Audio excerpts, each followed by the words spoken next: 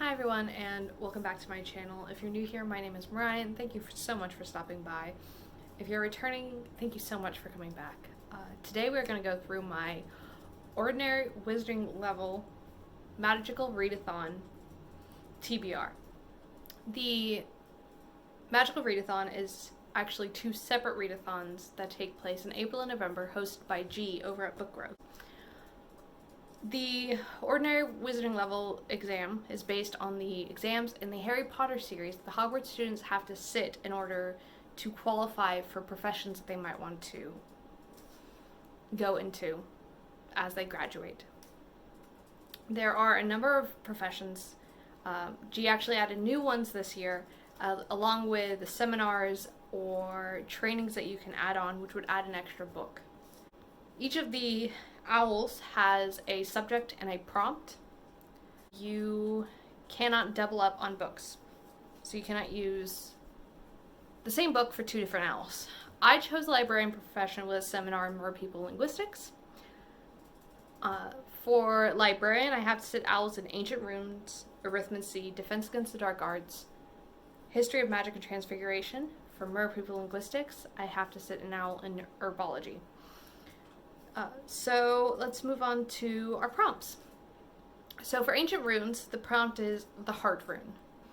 A heart on the cover or in the title. I don't own a lot of books that have a heart on the cover or in the title. I don't read thrillers all that often. I don't read romance novels all that often. So this was kind of a hard one for me, but I did find one. My Plain Jane, the Owl Crate Edition, by Cynthia Hand, Brody Ashton, and Jody Meadows. This is a retelling of Jane Eyre if Jane Eyre could see ghosts. If Charlotte Bronte was her friend trying to tell her story and there was a great ghost hunt involved. I am a Jane Eyre fiend. This is the second retelling I own, and I'm really hoping that I like it. And to prove that it has heart, 2 tiny hearts on the cover. The next owl is Arrhythmia, which has a prompt of magical qualities of the number 2. Balance on opposites. Read something outside of your favorite genre. For this prompt, I chose The Catcher in the Rye by J.D. Salinger. This is a modern classic that explores ideas around alienation, angst, sex, innocence, and rebellion. It is very controversial, at least in the United States, but it is also highly recommended. This is outside of my normal genre of fantasy or nonfiction. I'm really looking forward to reading it and seeing what all the hype is about. The next subject is Defense Against the Dark Arts, Grindylows, a book set at the sea or coast. For someone with a mermaid tattoo, you would think I would have more of these. What I ended up choosing was House of Salt and Sorrows by Aaron Craig. This is the Owl Crate edition, so the cover is a little bit different than what you might see in stores. This is a retelling of the 12 Princesses fairy tale, which I loved as a child. A young woman lives with her father, stepmother, and her 11 sisters in a mansion on the coast where the eldest 3 girls start dying. Each death more tragic than the last. What she finds out is that they have been sneaking out to go dancing at this beautiful party, but who or what are they dancing with is the question, and she's forced to face that, otherwise more of her sisters might die. It's supposed to be kind of dark, kind of spooky, but I've heard great reviews, and I'm really, really excited to get to this. The next subject is The History of Magic, Witch Hunts, a book with witches or wizards.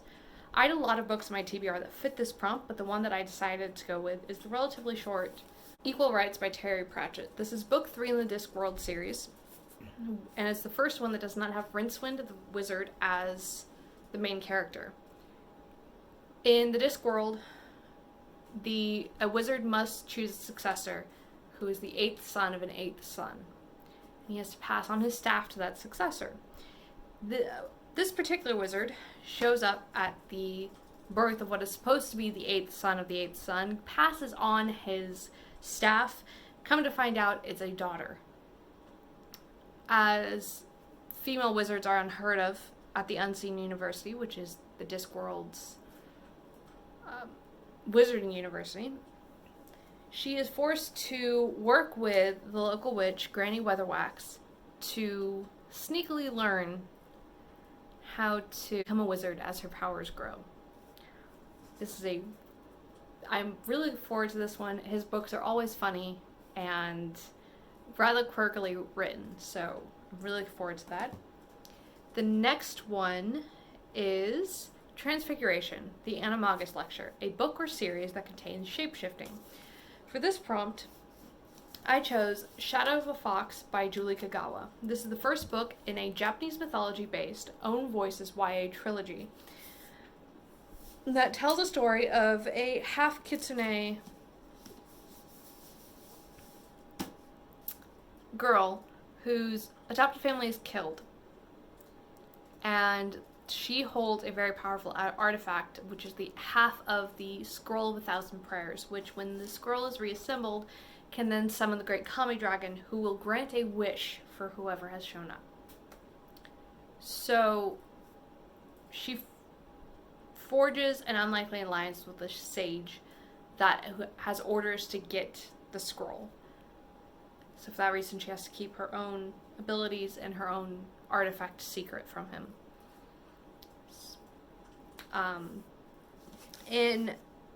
I might be wrong, but in Japanese mythology, a kitsune is a fox shapeshifter and kind of a trickster character more often than not. So I'm really looking forward to seeing how this explores this whole new world and see how a Japanese-based mythology fantasy story is laid out. High hopes for this one. This one is, again, the Owl Crate cover, so it might be different than the one that you've seen. Owl Crate has beautiful covers. Highly recommend. Finally, for herbology, Mimblelus Mimbletonia, a book that starts with M. I chose the Cozy Mystery series, Mrs. Jeffries Wins the Prize by Cheryl Lantham.